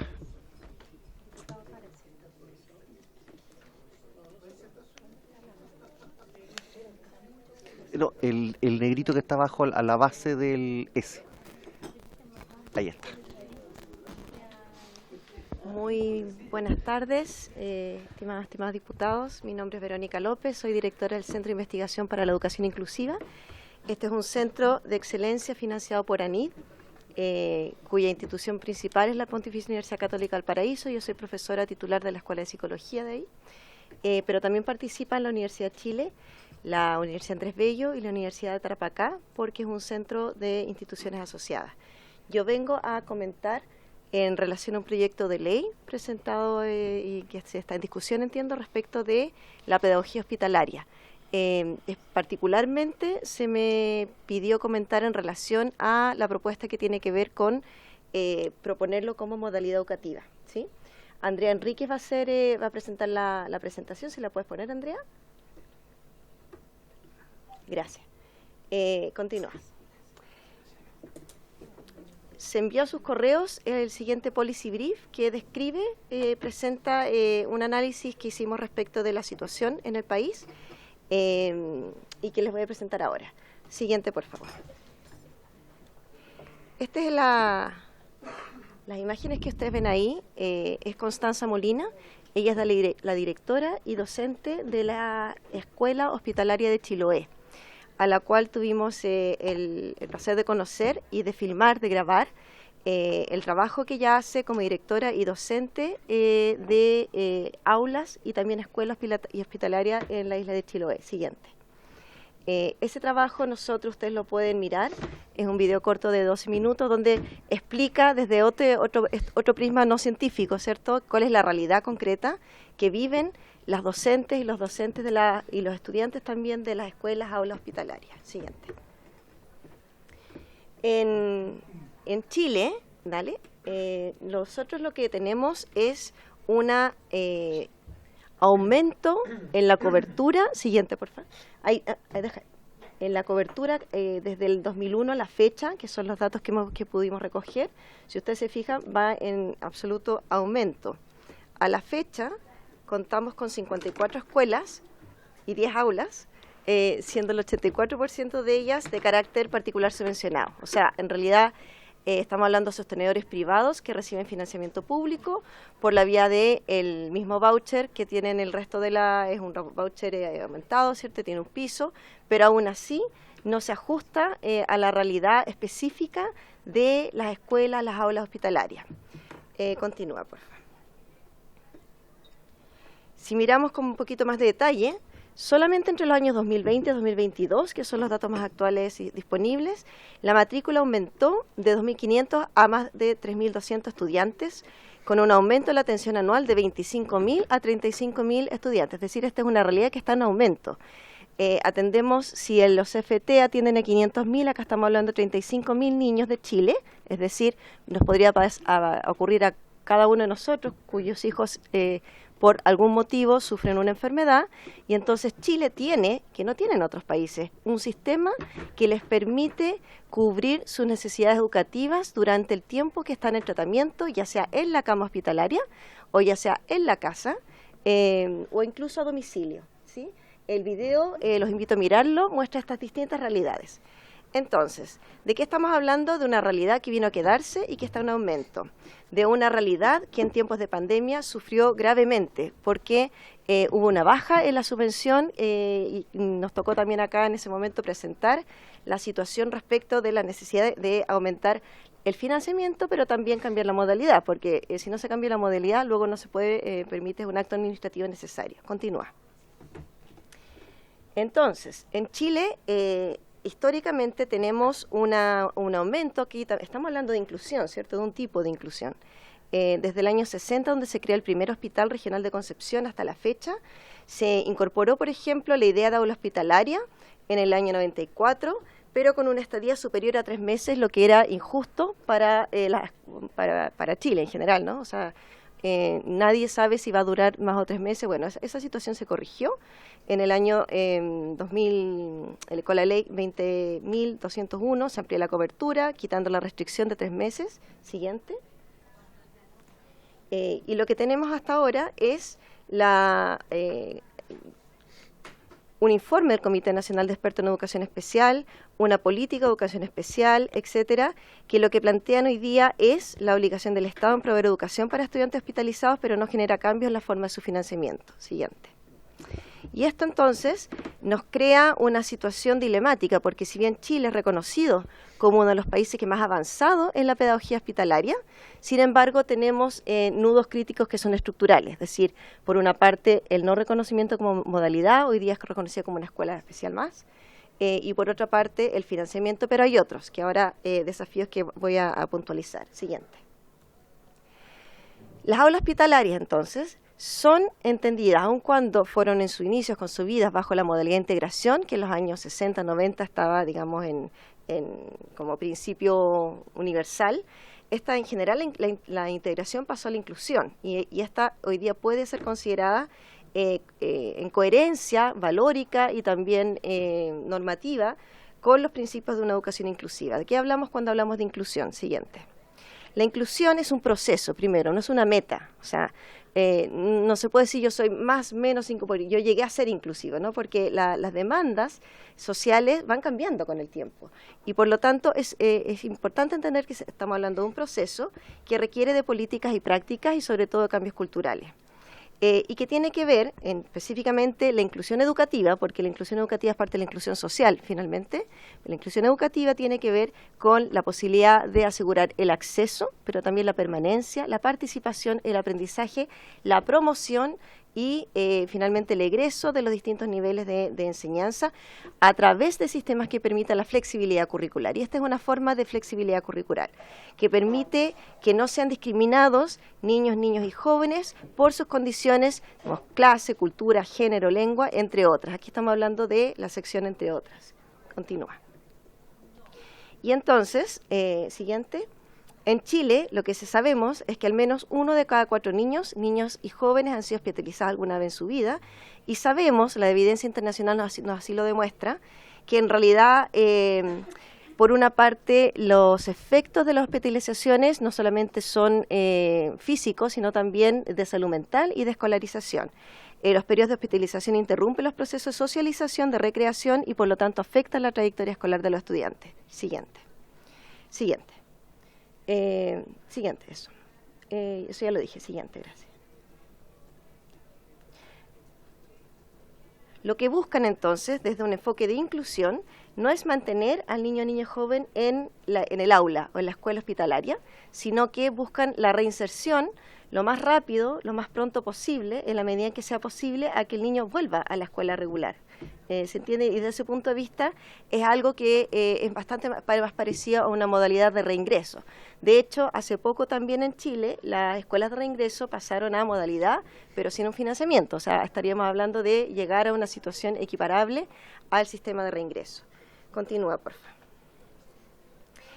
Sabemos que la pedagogía hospitalaria, el concepto de pedagogía es muy importante porque no estamos hablando solamente de lugares, sino que estamos hablando de una acción educativa, propiamente educativa, que tiene efectos positivos, siguiente, obviamente, sobre la educación, sobre, digamos, los logros, ¿cierto?, del aprendizaje, una nivelación también, el no quedarse atrás, pero también tiene efectos muy positivos sobre la socialización y sobre la salud y bienestar tanto físico como emocional. Lo que sabemos, por ejemplo, es que el contexto educativo transitorio durante el cual los niños están escolarizados, pero bajo esta modalidad diferente, permite, por ejemplo, mejorar la recuperación física de la propia enfermedad. Por lo tanto, estamos hablando de efectos favorables sobre lo educativo, pero también sobre la salud. Siguiente. Una situación especial que hay que considerar es la de docentes hospitalarios. ¿Por qué? Porque el caso de Constanza Molina, la directora y docente de esta escuela de Chiloé, así lo señala. O sea, ellos se ven altamente agobiados y estresados porque trabajar con niños que están en situación de enfermedad no es fácil y muchos de ellos se mueren, ¿sí? La realidad es dura. Y por lo tanto, las situaciones que ellos tienen ya del trabajo docente que usted ya ha mencionado respecto de los beneficios, incentivos no pagos, etcétera, en una situación donde el financiamiento se ve mermado porque tienen que asistir. Recordemos que en Chile el sistema de subvención requiere matrícula y asistencia. Entonces, esa es una realidad que es muy difícil de cumplir para el caso de las escuelas hospitalarias, aun cuando tengan un piso de subvención mínima que el año 2020 llegaba a 1.600.000 pesos, creo que era. Continúa. Siguiente. Los argumentos entonces tienen que ver con los tránsitos y transiciones de un enfoque de integración e inclusión y el tema de modalidad del financiamiento. Continúa. Respecto de la modalidad del financiamiento, lo que sabemos es que, como les he dicho, hay una situación que ha sido mejorada, pero no suficiente. Y esta es la situación de otro estudiante que durante la pandemia se vio afectado porque los recintos hospitalarios cerraron sus puertas a las escuelas y aulas hospitalarias, o sea, los sostenedores no podían ingresar para hacer el trabajo y por lo tanto de qué manera era posible y no fue posible y por ese motivo disminuyó muy drásticamente, el financiamiento, al punto que lo que señaló la prensa fue una disminución hasta un 70%, por ejemplo. Esta es una situación importante porque nos puede volver a llegar una próxima pandemia y si no mejoramos el acceso universal a las TICs, que es parte del tercer punto de los nudos críticos, y que favorece entonces a todos y todas los estudiantes, no solamente a los niños. Por eso cuando hablamos de inclusión hablamos de eso, o sea, de qué medida cambiamos el sistema en vez de cambiar a los niños, para que nosotros podamos darle la garantía del derecho a la educación que todos los niños y niñas jóvenes del país requieren, independiente de su situación, en este caso, por enfermedad. Continúa. Los desafíos entonces de la pedagogía hospitalaria a nivel internacional guardan relación, continúa, con las TICs, es decir, las políticas internacionales comparadas que hemos hecho dan cuenta de que países como Uruguay, Portugal o Noruega contemplan políticas de inclusión digital que se utilizan para el caso de los niños que tienen distintas condiciones, enfermedades, y que se ven beneficiados no solamente ellos, obviamente, sino también todo el sistema. Continúa, por favor. Los desafíos entonces, y voy finalizando, respecto a nivel internacional, todas las escuelas, todas las aulas hospitalarias de todo el mundo sufren los siguientes desafíos. Por una parte, su reconocimiento formal como una modalidad distinta, específica, que tiene requerimientos, por lo tanto, específicos, los temas de financiamiento, cómo avanzar en un currículo inclusivo que sea adaptado, pero con intención de reinserción, ¿no? De que los niños sí vuelvan al sistema regular, con foco en el apoyo emocional, mucho trabajo con la familia de los niños y niñas, temas de gestión y administración y de qué manera apoyamos a los docentes y al personal de trabajo con un trabajo que es de desempeño difícil, con alto estrés y burnout, con desplazamientos, alto transporte. Imagínense la escuela hospitalaria de Chiloé, todo lo que tienen que viajar los docentes para llegar a los islotes. Continúa. Hasta 60 kilómetros. Y por lo tanto las propuestas que nosotros hacemos como Centro de Investigación para Educación Inclusiva en relación a este tema, siguiente, son como 3 o 4. La primera, mantenerla como política de aulas hospitalarias, mucho mejor dicho en el proyecto como pedagogía hospitalaria. Siguiente. La segunda propuesta, cambiar el financiamiento. En realidad el sistema voucher no tiene ningún sentido, se requiere pasar a un modelo de financiamiento directo y basal. Continúa. Reconocerlas como modelo educativa. Pues hoy día en realidad están reconocidas bajo la categoría de modalidad de educación especial, pero no lo es, no sé, es un tipo distinto de educación en sí. Continúa. E incorporarlas dentro de una política de acceso universal a TICs y de un currículum digital. Dicho eso, entonces, continúa, este proyecto de ley específico, este boletín en específico, busca intercalar, ¿cierto?, entre las distintas modalidades, entre adultos y modalidad pedagogía hospitalaria. Desde ese punto de vista, continúa, el proyecto de ley va en el camino adecuado, consideramos nosotros, por 2 motivos principales. En primer lugar, pues reconoce a las aulas y a las escuelas hospitalarias bajo el concepto mayor de pedagogía hospitalaria, y eso nos parece que está muy bien, es apropiado. En segundo término, porque la reconoce bajo esa tercera propuesta de modalidad educativa. Sin embargo, deja fuera el mecanismo de financiamiento, el cual debe ser diferenciado al modelo actual debido a las características particulares de esta modalidad educativa y debe complementarse con políticas de acceso universal a las TICs y currículum digital, algo que esta Comisión de Educación podría hacer, por ejemplo, como iniciar como proyecto de ley para que cuando llegue la siguiente pandemia no nos pille en la misma situación que nos tuvo a todos y todas haciendo o tratando de hacer la educación a distancia, que no fue posible porque no hay acceso universal a tecnologías ni internet.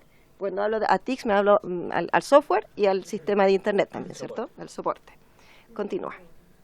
La recomendación entonces es complementarlo, o sea, avanzar en el reconocimiento de esa modalidad educativa, no solo conceptual, sino administrativamente como modalidad educativa propia, cambiar el financiamiento de la pedagogía hospitalaria, el cual se realiza con mismo mecanismo de educación regular especial, pasando a un mecanismo predominantemente basal que dé garantías y permita resguardar las trayectorias escolares de los estudiantes. Así también debe considerar criterios de matrícula con el fin de que los recursos entregados se ajusten al tamaño de la cobertura. En base a lo anterior, crear políticas de acceso universal a las TICs junto con digitalización de recursos educativos para el funcionamiento habitual de ellas. Eso sería nuestra recomendación. Muchas gracias. Muchas gracias, señora Verónica. Don José Saúl Bravo va a hacer uso de la palabra. El negrito que está a la base del... Sí, ese. Presidente, por cierto, en medio, solamente reiterar de que en los correos de cada uno de ustedes está nuestro policy, que lo enviamos ayer. ¿Nuestro, perdón? El policy, que es el documento. Perfecto, muchas gracias. Y señalar que... Se lo entregamos. Sí, muchas gracias. Señalar, digamos, nuestra disposición a seguir colaborando con esta Cámara, con esta comisión, toda vez que somos una institución que recibe fondos públicos y entonces su deber es entregarlos a través, digamos, este conocimiento académico a la importante labor que ustedes realizan en beneficio del país. Este proyecto, por ejemplo, es un proyecto que sin duda mejora la calidad de vida de muchos niños y niñas y que es importante también como algo que se anunció en relación al proyecto que tiene que ver con los niños que tienen sordera, también su inclusión en la escuela también eso es muy importante, así como lo hicimos el año pasado con el proyecto también de José Matías. Entonces estamos disponibles para continuar colaborando con ustedes. Muchas gracias, don José. Voy a darle la palabra a la presidenta de la Fundación Deportistas por un Sueño, la Sandra Corrales, y después hacemos una ronda con las preguntas para cada una de ellas. Sí. Señora Sandra, tiene la palabra. Primero que todo, muchas gracias a todos por darme la oportunidad de conversar con ustedes, pero yo vengo a hablar algo que duele mucho y no creo que les va a gustar un poquito. Yo veo niños con enfermedades complejas y terminales. Yo no veo niños que van a recuperarse y van a poder estar en una escuela. Yo los veo morir. Y es súper cruel. Es súper cruel porque los niños no tienen acceso educacional, no tienen atención dental para que no le dé pulmonía, no tienen acceso a un parque, no tienen acceso a un recital y más encima a su mamá se les trata tan mal que tengo que levantar 24/7 una mujer que está viendo morir a sus hijos. ¿Por qué parto con esto? Porque la investigación de ella es súper importante, pero siguen estando afuera mis niños. Siguen estando afuera un grupo de pequeños que no tiene la culpa de estar enfermos y los tratamos peor que un delincuente. Es más, las cárceles tienen mucho dinero para proteger a un delincuente, pero mis niños no lo tienen.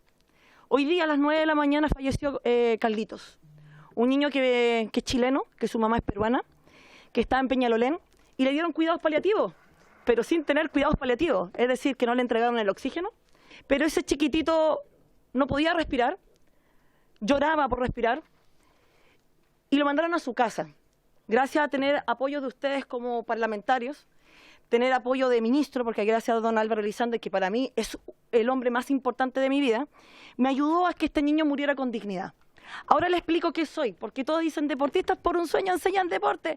No, yo era deportista de alto nivel de tiro con arco. Representaba a Chile con un orgullo gigante. No se imaginan cómo.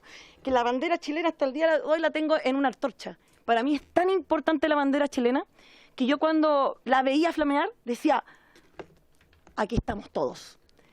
Pero cuando empecé a soñar con un niño en una camilla llena de tubos, porque yo también era indolente, yo soy igual que el resto de los ciudadanos, veía a una persona tirada en el suelo y decía, oh, ¿qué pasó? La foto, y me iba. Era igual. Hasta que empecé a soñar con un niño en una camilla llena de tubos. Y no sabía por qué. A mí, ¿por qué estaba soñando eso si yo quería ganar? Se lo comento a Arturo Vidal, a Natalia Ducó, Valeria Rifo, entre otros deportistas importantes, y todos me dijeron lo mismo. Tienes mala suerte. Te vas a tener un hijo enfermo. Y yo decía, pero si yo no quiero ser mamá, yo quiero competir por Chile, quiero tener mi medalla en el cuello.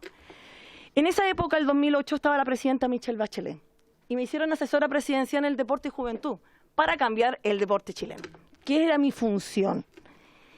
Y yo le comento que si ella era doctora, porque yo tenía un problema psiquiátrico. Imagínense lo que me puse en mi cabeza. Problema psiquiátrico.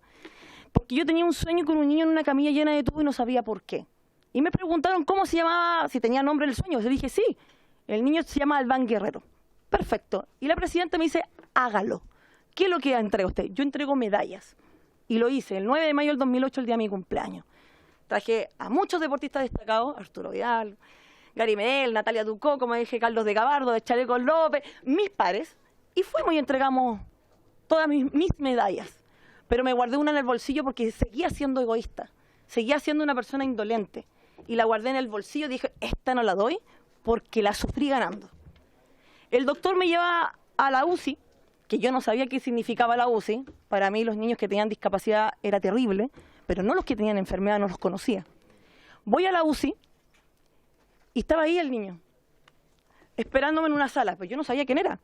Y yo subo con Arturo Vidal y le digo, oye Arturo, este es mi sueño, son las mismas luces, las mismas puertas. No voy a ser el cabro chico que está dentro en la sala, porque así hablaba yo. Y yo no quería entrar, porque tenía miedo. Cuando voy, el Arturo me dice, bueno, si tú no entras, yo no entro. Y le dije, ya, vamos. Le dije, contar que no se llama Albán Guerrero ese niño, todo bien. El doctor se da vuelta, porque el director del Hospital Clínico de la Católica, y me dice, ¿tú conoces al niño? Y yo le digo, no, no lo conozco. Es que se llama Albán Guerrero. Me asusté, no quise entrar, me taimé por 15 minutos, hasta que me levantaron y me dijeron, tú estás aquí porque tú lo solicitaste. Cuando abro la puerta, veo un niño lleno de máquinas, solamente de 8 años, rubiecito, su pelito, lleno de máquinas con un parche de la garganta hasta el ombligo. Y no entendía qué estaba pasando. Con suerte hablé, le puse la medalla al costado, le toco la frente, pero no sé por qué hice eso, y le dije, lucha. Cuando voy saliendo, ese niño de 8 años tenía la medalla puesta en el cuello, parado arriba de la camilla, con los brazos arriba, y dijo, soy un campeón. Ustedes son deportistas por un sueño. Y me hizo prometer ser la voz de todos los niños que luchan por estar con vidas. Hoy llevo 253 niños con Carlito hoy día fallecidos. Represento a 600 familias. Y tengo 25.000 niños que fueron premiados con una medalla y más. Pero yo estoy aquí por otra cosa. Existen las escuelas hospitalarias. Eso es súper importante y yo le agradezco su investigación porque son importantes. Pero no están incluidos los niños míos. Mis niños no existen para nadie. Los chiquititos no tienen educación. Ahí nosotros hicimos talleres educacionales. Ahí estamos mostrando de que sí se pueden comunicar aunque no puedan hablar. Ellos pueden mover sus bracitos, ellos pueden mover sus ojitos, pestañean cuando están enojados, fruncen el ceño cuando están totalmente furiosos, pero te hacen una sonrisa espontánea cuando están felices. Esos son los niños que yo represento. Ahora, ¿por qué estoy acá en la Comisión de Educación? Porque es diferente. Yo no puedo decirle a ustedes, hagamos esto, porque no está el apoyo para estos niños. Entonces, todo nuevo. Pero sí estoy creando un primer centro de cuidados sociales en el mundo. Gracias a la presidenta Michelle Bachelet, cuando estaba en las Naciones Unidas, nos entregaron una carta reconociendo nuestra labor. Pero esta labor se divide en muchas cosas. Tenemos un centro que vamos a poner la primera piedra el 9, es decir, el sábado de septiembre, donde están todos invitados aparte, porque ustedes son parte de esto. Y ese centro va a tener dentistas por el sarro, porque yo no quiero que se mueran por neumonía, menos por sarro. Van a tener terapias. Mis niños mueren así, con los brazos y las piernas abiertas, y yo tengo que quebrar los huesos de esos chicos. No los quebro, los zafo, porque me retaron unos doctores. Para entrar en un cajón, porque no hay cuidados para esos pequeños. Hay un medicamento que cuesta 1.900 millones de pesos para salvar a un niño, que tampoco lo podemos costear, o dicen que no se puede costear. Para mí, la vida es tan importante que aunque hagamos los 1.000 esfuerzos, hay que hacerlo. Porque yo tengo otra mirada. Yo no veo documentos. Yo voy a la casa. Y ese niño ya no vas a ser yo representarlo, vas a ser mi hijo. Y cada niño que muere, yo sé su sentimiento. Cada vez que veo una mujer destrozada, yo veo su sentimiento. Cada vez que tengo que quebrar los huesos a un niño, pienso en la mamá. Y eso es un dolor bien grande. Y esa es la educación que no tenemos. Porque se habla de inclusión. Perfecto, pero ¿qué tipo de inclusión? Me hablan de inclusión de personas con discapacidad. Las únicas personas con discapacidad somos nosotros. La única persona que no entienden que los niños son niños y punto, somos nosotros. Y buscamos las 1.004 patas al gato para incluirlos donde ya tienen que estar incluidos. La Constitución actual dice en el artículo 1, todos somos dignos e igual de condición. ¿Por qué no se ve eso? ¿Por qué no se ve? Ahora, este centro lo que quiere hacer es que todos los parlamentarios, pero todos, estemos unidos para ayudar a estos niños, porque ya no puedo más. Yo ya no tengo fuerzas de estar viendo cada vez un niño morir por condiciones precarias. Es más, la protección Cholito, hay abogados que pelean por un niño, pero yo no tengo. Cuando un niño muere, murió. Y aunque la negligencia estuvo ahí, murió. Y a nadie le importa. Y eso es lo que más duele en lo que está sucediendo. Eso es lo que a mí me molesta. Ahora, ¿por qué en la parte educacional le vengo a hablar con ustedes? Porque nosotros hicimos talleres educacionales y nos dimos cuenta que todos los niños tienen una habilidad enorme. ¿Y cuál es la habilidad que tienen los pequeñitos? Que se saben comunicar aunque nosotros no entendamos. Entonces, para mí, construir una escuela hospitalaria que esté súper bien, adicional a apoyar este centro, porque necesito el apoyo de todo para que esto funcione, porque estamos pidiendo una glosa presupuestaria al presidente de la República a través de don Álvaro Elizalde, él que me ha ayudado en todo y él sabe muy bien lo que está sucediendo. El tema es que ese centro va a empezar a funcionar, pero si no tenemos recursos para entregarle educación a estos niños, no va a funcionar nada. O para tener un dentista, para tener un kinesiólogo, para tener un traumatólogo, o simplemente un vaso de leche para un niño que se le negó. Entonces, este centro viene a cuidar eso, pero también necesito de ustedes como papá, como amigos, como parlamentarios, porque ustedes tienen un poder único, que es pelear por los derechos de las personas, que no tiene cualquiera. Está bien, puede ser un alcalde, puede ser un concejal, o puede ser una loca como yo, que viene a sentarse a hablar con ustedes a través de una fundación, pero ustedes tienen un poder único, ustedes tienen la voz de la gente, y esa voz de la gente no tiene partidos políticos, no tienen tendencia religiosa, no tienen equipos de fútbol, son personas que están sufriendo y ustedes tienen que verlo. Yo tengo todos los videos, tengo toda la fotografía, tengo toda la evidencia que ustedes puedan ver, pero yo lo que veo es algo cruel, es algo que no me gustaría ver. Como les dije, yo representaba a Chile con tanto orgullo y cada vez que me ganaba una medalla se la dedicaba a todos ustedes. Y cuando cantaba la canción nacional era más que erguido que teníamos que cantar la canción. Pero hoy día cada vez me estoy gibando más y cada vez me estoy escondiendo más. ¿Por qué no entiendo? Porque no entiendo cómo 253 niños fallecieron en las condiciones que fallecieron. No entiendo cómo no existe el cuidado paliativo. ¿Por qué no tienen educación? ¿Por qué no tienen una escuela hospitalaria? Porque es plata, perfecto. Pero se lo aseguro, que cada peso que se invierte en estos niños no va a ser plata malgastada, como me lo dijeron unas autoridades anteriores. No va a ser plata malgastada, va a ser bien, porque cuando una persona muere con dignidad, se lo aseguro que mueren sonriendo. Pero cuando una persona muere como se están muriendo, estamos fallando todos, incluida yo. Estamos fallando todos, porque yo no hablo fuerte, porque no se los comunico y porque las otras personas no ven a mis niños. Nosotros tenemos un lema que se llama los niños crónicos y terminales también tienen derecho. Todos tenemos derecho, pero ellos tienen un derecho importante que se perdió y necesito que ustedes me ayuden, que es el amor, es el respeto y es la dignidad. Y por ahora se están violando esos tres derechos, porque estos niños no se conocen, se mandan a la casa a morir, sin oxígeno, sin morfina, sin tratamiento, pero como a mí me conocen, pesco el teléfono, yo un 2x3, hay una camilla. Pero ¿qué pasa si yo no lo conozco? ¿Qué pasa si yo no conozco al niño? ¿Cómo va a morir? Y aparte de eso, les quiero decir que estos pequeños son héroes. Y si hay que reconocer a unos niños con una medalla o hay que reconocerlo a nivel nacional, hay que reconocerlo a nivel del Congreso, son a ellos. Porque ellos no se quejan, ellos siguen sonriendo y siguen luchando sin tener nada. Y para mí levantar los brazos, como dijo Albán Guerrero, soy un campeón, creo que soy la persona más feliz del mundo de representar a las personas que merecen ser campeones. Y por eso los invito a todos ustedes a ser parte de la fundación. Yo no tengo una bolita mágica para decir qué hacer porque ustedes son los parlamentarios, ustedes son la voz de mi gente, pero sí tenemos este centro, que este centro lo necesita a todos. El presidente de la República me está apoyando. El expresidente de la República me apoyó. La expresidenta Michelle Bachelet, ustedes también y los parlamentarios anteriores. Pero ya no puedo más. Yo ya no quiero ver más morir a un niño. Ella dijo, los docentes que trabajan con niños están muy afectados. Imagínense a mí, quebrar huesos, pelear, ver imágenes, ver mujeres violentadas, ver niños abusados sexualmente sin poder defenderse y adicionalmente tener un medicamento más caro del mundo para poder salvarle la vida a los niños y que te digan que no.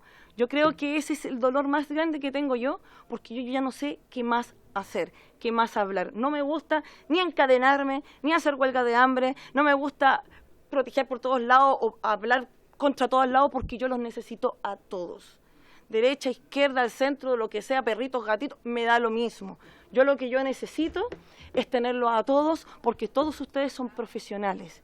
Y al ser profesionales, ustedes pueden hacer un gran cambio. Es decir, que los niños sean reconocidos y que tengan sus derechos, que tengan amor y tengan el respeto que merecen sus últimos días. Muchas gracias, presidente. Muchas gracias, señora Sandra.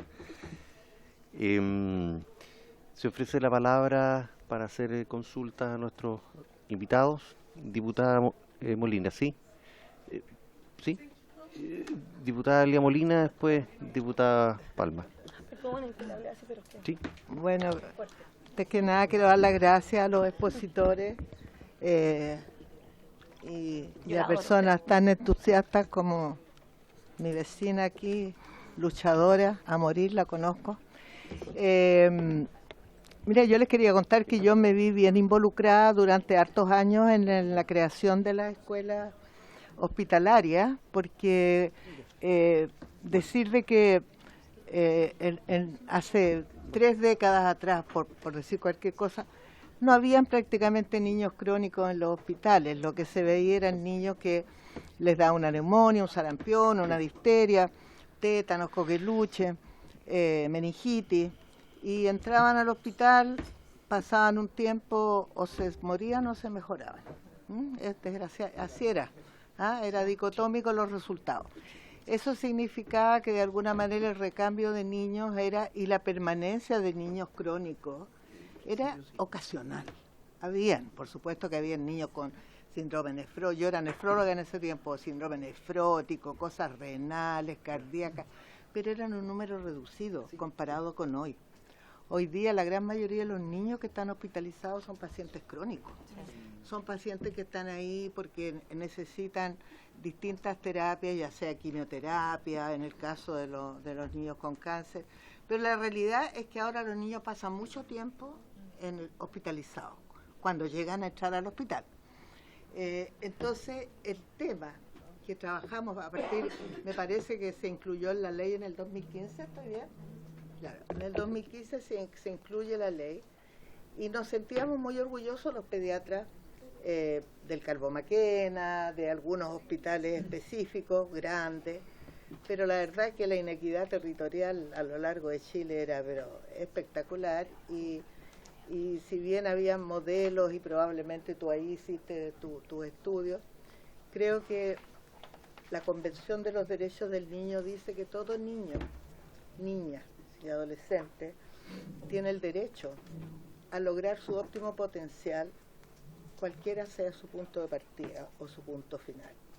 O sea, un niño brillante, sanito, deportista, tiene los mismos derechos a alcanzar su óptimo desarrollo que un niño que está con una enfermedad crónica y que probablemente tiene un pronóstico reservado, probablemente ya no tiene muchas posibilidades de recuperación. No, los derechos no se pueden cortar por año, son inherentes a las personas y por lo tanto cuando trabajamos el tema educacional en distintos ámbitos del espectro de actores y sectores involucrados, no podemos dejar afuera a nadie. Se habla hoy día de escuelas inclusivas para entender que hoy día no podemos hacer diferencia, un niño con TEA, un niño con algún tipo de discapacidad cognitiva o motora. Pero en el caso de los niños hospitalizados, de los niños enfermos, de los niños terminales, que son los que se ha referido acá, todos tienen el mismo derecho. Y eso es algo que Chile ha firmado, la Convención de los Derechos del Niño, la ratificó. Esa convención tiene un mandato global, pero tiene muchísimas observaciones que tiene como más de 40 observaciones, donde específicamente hay observaciones para los niños crónicos. Pero bueno, no vamos a entrar en el tema de derechos, pero sí yo creo que el marco de derechos tiene que guiar nuestro actuar legislativo, en este caso. Y no conozco, porque ya hace un tiempo que ya no estoy en el hospital, pero sí me conversaron en el Calvo Maquena, que estuve hace menos de un mes, me contaron todo esto, que estaba en crisis, que habían bajado las subvenciones, que no habían docentes, que no se les podía pagar, y estaban muy desesperados los profesionales ahí, porque en realidad esto ya se transformó en algunos hospitales en un tema permanente y está muy interrumpido. Bueno, la pandemia dejó la embarrada en todas partes. Así que yo acojo a todo el espectro de la infancia con distintas situaciones, momentos. Los derechos no se pueden interrumpir. Ahora, obviamente, que hay que adaptarse, y no sé cuál es hoy día la posición del Ministerio de Salud, no sé si alguien aquí lo sabe, pero no sé cuál es la posición del Ministerio con respecto a esto. Se hablaba que es muy caro, de argumentos que recibió que es muy caro, otros que no está bien evaluado en el sentido de que no se sabe exactamente en qué medida los niños que se han seguido manteniendo con docencia de verdad logran igualarse como si hubieran estado pero yo no, cualquiera sean esos resultados, y si son malos habrá que mejorarlos, pero el derecho de los niños no se puede vulnerar. Gracias, presidente. Gracias, diputada Molina. Diputado Palma. Gracias, presidente. Bueno, en primer lugar, celebrar que se esté discutiendo para mí como...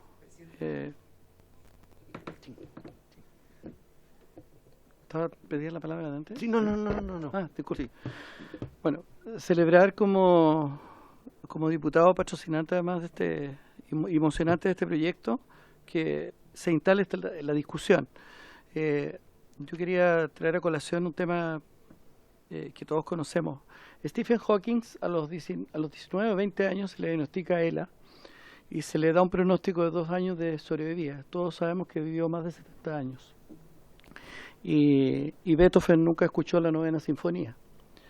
Entonces el genio humano muchas veces se encuentra con estas limitantes que son bastante paradojales, ¿no? Y nosotros sabemos, por experiencia, imagino que la doctora Molina, colega con quien hemos trabajado hartos años juntos, coincide conmigo que la cercanía que tenemos los profesionales de la salud con el dolor y el sufrimiento humano nos enseña que también cuando la vida se llena de sentido, las posibilidades de sobrevivencia se prolongan. Contrariamente, cuando a una persona se le cierra el futuro, las posibilidades de morir se aumentan.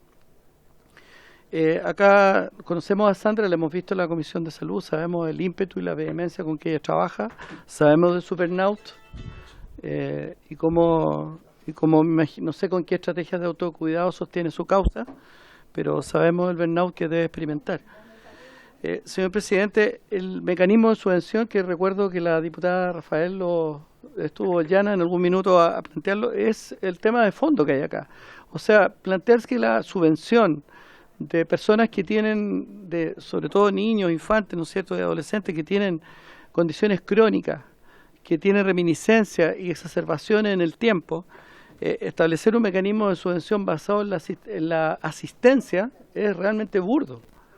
O sea, ¿cómo se le va a pedir a un niño que asista a clases dentro de un hospital o dentro de su casa cuando el proceso y la cronicidad muchas veces está aguijoneando esa posibilidad? Creo además que incluso siempre hablamos de la dignidad en términos vitales, pero también los seres humanos tenemos derecho a una muerte digna. Entonces, Sandra nos mostró a mí y al diputado Tuiti allá afuera un video hace un rato atrás que es realmente macabro. O sea, que a un niño se le haya negado hasta el final la posibilidad de una asistencia, ¿no es cierto?, que finalmente se le proveyó, pero muy hacia el final.